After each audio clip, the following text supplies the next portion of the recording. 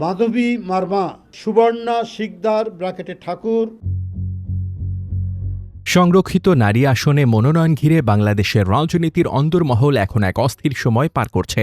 ২৪-এর রক্তঝরা বিপ্লবের পর দেশবাসী যখন এক নতুন রাজনৈতিক ভোরের অপেক্ষায় প্রহর গুনছে, তখন গুরুত্বপূর্ণ রাজনৈতিক শক্তির এমন কিছু সিদ্ধান্ত জনমনে গভীর ক্ষোভ ও হতাশার জন্ম দিয়েছে। বিশেষ করে সংসদীয় দলগুলো থেকে ত্যাগী ও নির্যাতিত কর্মীদের মূল্যায়নের যে প্রত্যাশা ছিল, তার বিপরীতে খোদ ক্ষমতাসীন বিএনপির মতো দলের মনোনয়ন তালিকায় সাবেক আওয়ামী লীগ নেত্রীদের নাম উঠে আসায় রাজনীতির মাঠ এখন উত্তাল।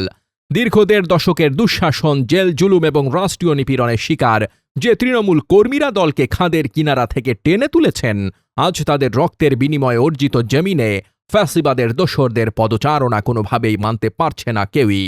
এই বিতর্কের কেন্দ্রে উঠে এসেছে গোপালগঞ্জ কাশিয়ানী উপজেলা আওয়ামী লীগের নেত্রী সুবর্ণা শিকদার এবং আওয়ামী লীগ সরকারের সহকারী পাবলিক প্রসিকিউটর অ্যাডভোকেট মাধবী মার্মার নাম।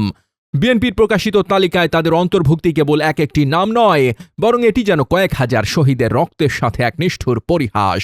সোশ্যাল মিডিয়া থেকে শুরু করে রাজপথের আড্ডায় আজ একটাই প্রশ্ন, ফ্যাসিবাদের যে বিষবৃক্ষ উপড়ে ফেলতে ছাত্র জনতা অকাতরে প্রাণ দিল, সেই বিষবৃক্ষের ডালপালাই কি তবে এখন ধানের শীষের ছায়ায় নতুন করে ডালপালা মেলছে?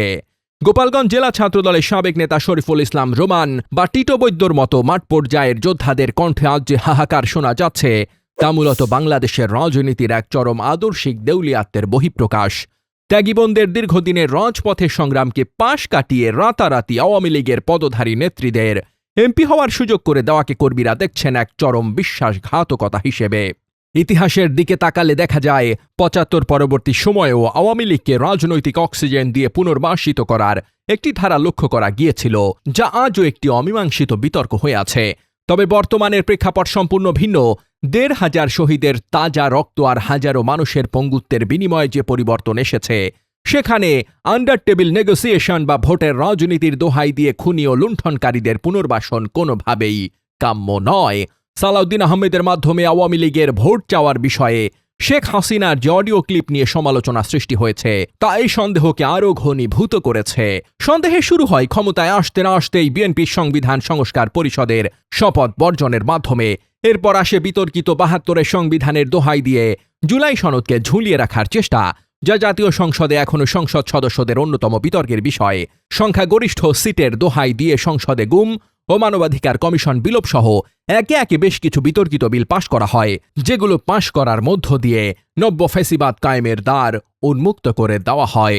যাই হোক, রাজনীতির এই পিচ্ছিল ও কণ্টকাকীর্ণ পথে বিএনপি যদি জন আকাঙ্ক্ষা এবং নিজ কর্মীদের আবেগকে উপেক্ষা করে অগ্রসর হয়, তবে ইতিহাসের আদালত তাদের ক্ষমা করবে না। শহীদের রক্তের কাছে দায়বদ্ধ থাকার পরিবর্তে যদি কৌশলের নামে গাদ্দারির পথ বেছে নেওয়া হয়, তবে তার চড়া মূল্য এই দলটিকে ভবিষ্যতে দিতে হতে পারে, যা সময়ের প্রবাহেই স্পষ্ট হয়ে উঠবে।